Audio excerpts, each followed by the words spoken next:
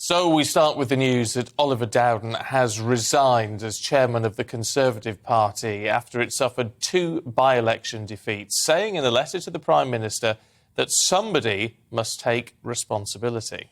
Our political correspondent Tom Harwood is with us now, joining us from College Green, just outside Westminster. Good morning, Tom. It's amazing how quickly it all happened this morning, isn't it?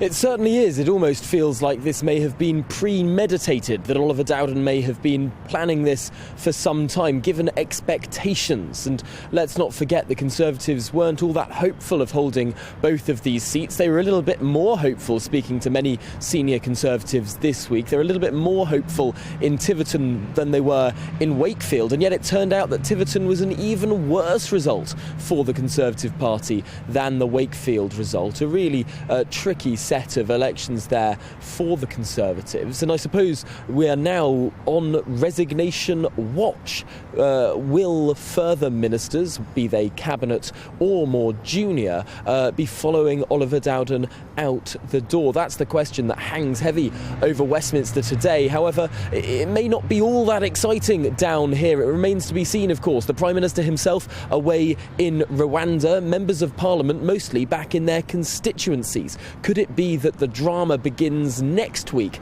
as opposed to today? That remains to be seen. But some names that are floating around in terms of people keeping their eyes peeled for. We need to see what some ministers are doing, particularly perhaps Penny Mordaunt. She's a trade minister who has been fairly critical of some things the government has been doing. Also, potentially Guy Opperman, another junior minister there. Some names to keep an eye on in terms of whether or not they are as critical, or indeed potentially offering their resignations. Now, it has to be said that there isn't a grand expectation that that will happen, but plenty to keep our eyes peeled for.